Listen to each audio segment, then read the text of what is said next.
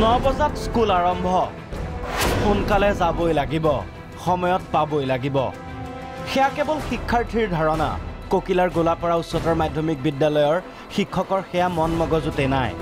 মঙ্গলবাৰেও ছাত্ৰ ছাত্ৰীসকল বিদ্যালয়লৈ আহিল শিক্ষক নাই 9টা বজাৰ পৰা যে নাই চাৰিজন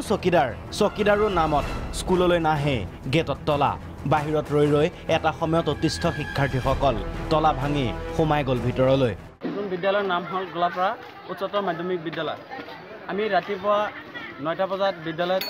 আহি সকলোৱে উপস্থিত হ'লো বিদ্যালয়ৰ সন্মুখত হোৱাৰ পিছত আমাৰ চাৰিজন চকীদাৰ আছে তাৰ মাজত কোনো অহা নাই বিদ্যালয়ত পিছত 9টা পাৰ হৈ গ'ল তথাপিও কোনো নাই পিছত মানে সকলো ছাত্ৰ ছাত্ৰী মিলি আমাৰ গেটৰ যিখন তালা আছিল সেইখন ভাঙি দিয়া হ'ল ইয়াকে লৈ উত্তেজনা বিদ্যালয় চৌহদত প্ৰায় সংঘটিত হয় এনে ঘটনা শিক্ষাৰ্থী আহি বাহিৰত খেলা ধূলা কৰি পাৰ কৰে সময়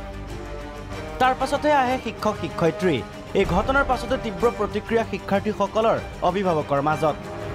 যি সময়ত চৰকাৰী শিক্ষাৰ মান অৱনমিত হৈছে শিক্ষামন্ত্ৰীয়ে গ্ৰহণ কৰিছে ইটোৰ পিছত সিটো পদক্ষেপ তেনে সময়তে গ্ৰামাঞ্চলৰ বিদ্যালয়ৰ এই অনিয়ম অৰাজকতা সঁচাকৈ চিন্তনীয় কোকিলাৰ পৰা ৰফিকুল ইছলাম প্ৰাগ নিউজ